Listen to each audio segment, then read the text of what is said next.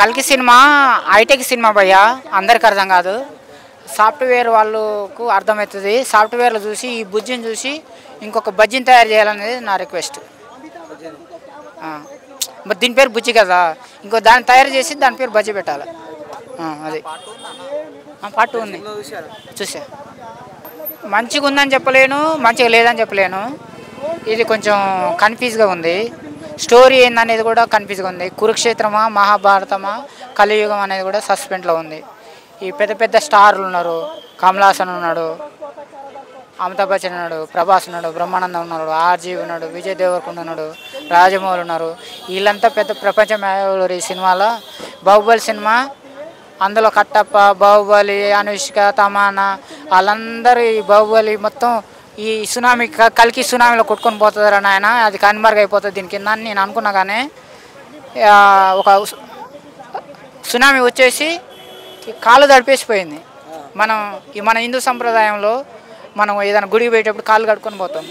అట్లా అలలు వచ్చేసి కాళ్ళు తడిపేసిపోయింది చెప్ప, నన్ను కొట్టుకొని తీసుకుపోలే. నేను ఒక బాహుబలి, అర్థమైంది. నేను ఒక బాహుబలి అనేది నేను ఒక సినిమా. నా కాళ్ళు తడిపేసిపోయింది తప్ప నేను బాడీ మొత్తం ఇంకా అట్నే ఉన్నాను. అయితే ఈ క్యారెక్టర్లు కానీ ఎలివేషన్స్ కానీ మొత్తం ఇంకా టెక్నాలజీ పరంగా ఏ ప్రకారం కానీ రాజమౌళి గారు ఇంత ఆలోచిస్తే ఈయన ఇంకా ఇంతలోనే ఉన్నాడు.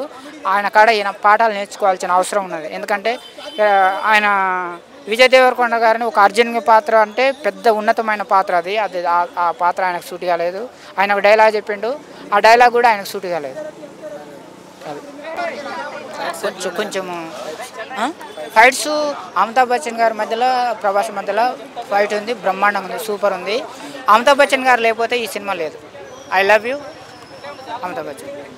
ఐఎమ్ మల్టీ స్టార్ మనోరాజా, కింది సవాళ్ళకి అర్థంగా మెమరీ దగ్గర ఉండాలి. I love you media. Bro ఇప్పుడే కల్కి సినిమా చూసిన బ్రో, ఏమన్నా ఉందా బ్రో సినిమా? ప్రాణం పెట్టి తీసేసిండు బ్రో డైరెక్టర్. ఇంకో ఇప్పుడే చూశాను కల్కి, డైరెక్టర్ కనిపిస్తే వాళ్ళకి మొక్కాలనిపించింది కాళ్ళకి. ఎందుకంటే అంత మంచిగా ఉంది సినిమా. ఇంత మంచి సినిమాని డైరెక్టర్ మన తెలుగు ఇండస్ట్రీకి ఇవ్వడం, నాగ్ అశ్విన్ గారు ఇవ్వడం చాలా అంటే చాలా మంచిగా అనిపించింది నాకు.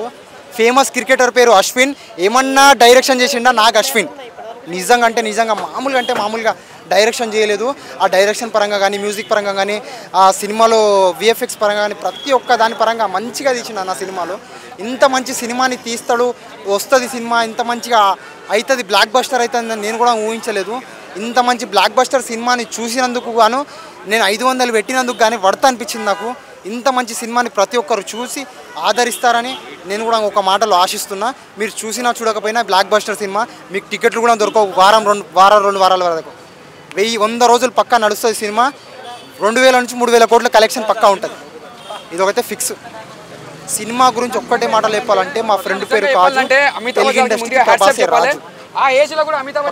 ఇంకోటి సినిమాలో మన అమితాబ్ బచ్చన్ క్యారెక్టర్ కానీ, ప్రతి ఒక్క క్యారెక్టర్ కానీ వేరే వేరే వేరే వేరే వాళ్ళు అనిపిస్తుంది.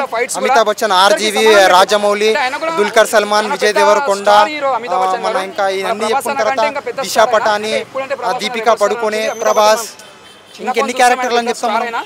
అన్ని క్యారెక్టర్లు ఒక మంచి క్లారిటీగా అందరికి అర్థమయ్యే విధంగా తీసుకుపోవడం అనేది డైరెక్టర్ యొక్క మంచి ఒక కాంబినేషన్ అనిపించింది.